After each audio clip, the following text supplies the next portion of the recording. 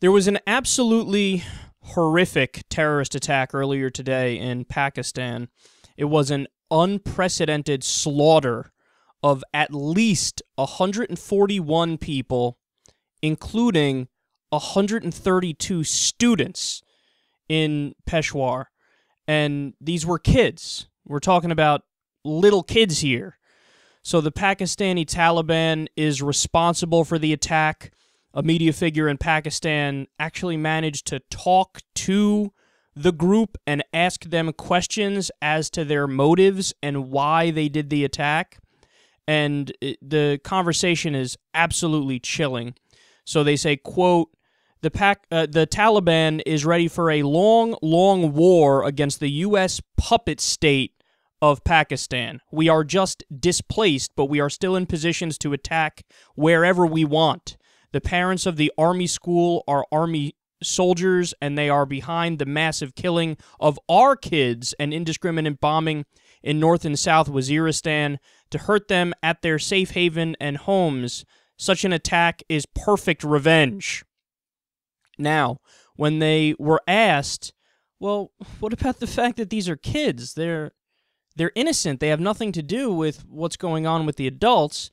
Their response was, quote, what about our kids and children?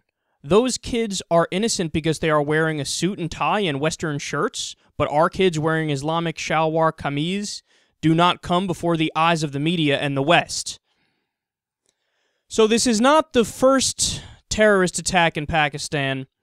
On September 22nd, 2013, militants linked to the Taliban killed at least 80 people at a church in Peshawar in one of the worst attacks on Christians. On January 10th, 2013, militant bombers targeted the Hazara Shia Muslim minority in the city of Quetta, killing 120.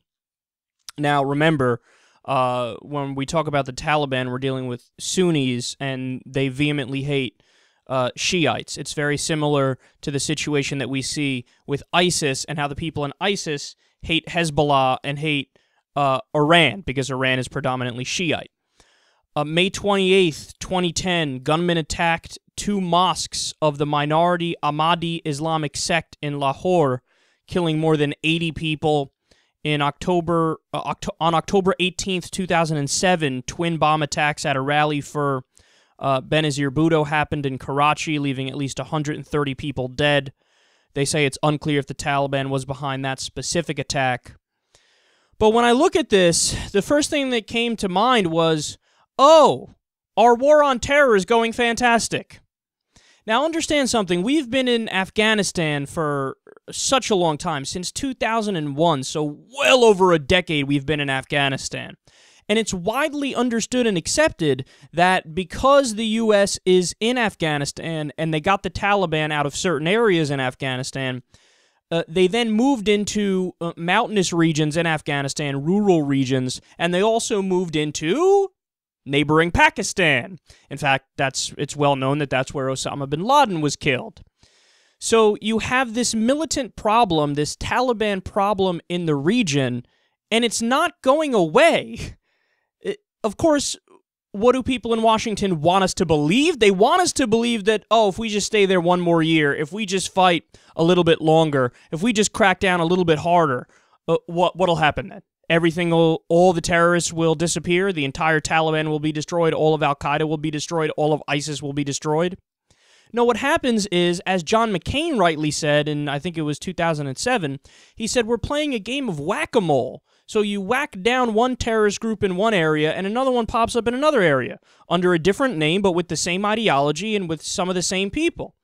And again, they're able to recruit more people because of the devastation left behind in Iraq and Afghanistan and in the Middle East by U.S. policy. Now, understand, there's still no possible way you can just pawn all of this off in terms of how devastating and horrific and immoral this terrorist attack was.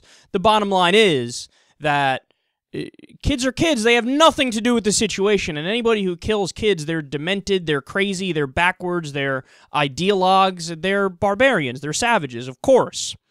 But you have to remember, from a U.S. perspective specifically, because that's what we're responsible for since this is our country, what should we do and what could we have done to try to avoid these attacks from happening and continuing to happen? The answer is very simple. Mind our business internationally. Now, in terms of the Pakistani government, well, goddamn, I want to help them. I'll send them humanitarian aid. If the Pakistani government, if we know that they're moderate, which they are, then we can send them weapons and we can bolster them up in their fight against the Taliban. But for us to continue to be involved in Afghanistan, continue to be involved in Iraq, and continue to be involved in the Middle East, we are breeding more of this hatred, we are breeding more of this contempt, and it just so happens that these groups become so incredibly radicalized that they say, anybody who even has any affiliations whatsoever with the U.S., we're going to go after them. Well, look, this is one of those situations where, at least in terms of the response from Pakistan, the response from the government of Pakistan should be, well, fuck this, we're going to defend ourselves at all costs. Look at what you just did to our children. Look at what you just did to our society. This is unacceptable, and we're going to come after you. That's the right response for the Pakistani government to have. As far as the U.S. response to terrorism, how about we don't continue to do what we've been doing for the past 10 years plus, which clearly only makes the problem worse. But anyway, my heart goes out big time to everybody in Pakistan affected by this, man. This is insane, cruel, barbaric, crazy, ridiculous, and you're seeing a lot of people in the community in Pakistan coming together, and like there was a line for blood donations, so a lot of people are banding together to try to stand up against such brutality. It's something we've been seeing a lot of recently, man. There's a lot of this in Nigeria. There's a lot of this with Boko Haram and Al-Shabaab, Somalia as well. A lot of this has been going on recently. Insane killings of schoolgirls, and I mean, it's just a heartbreaking thing to see, and unfortunately we've seen it over and over and over recently.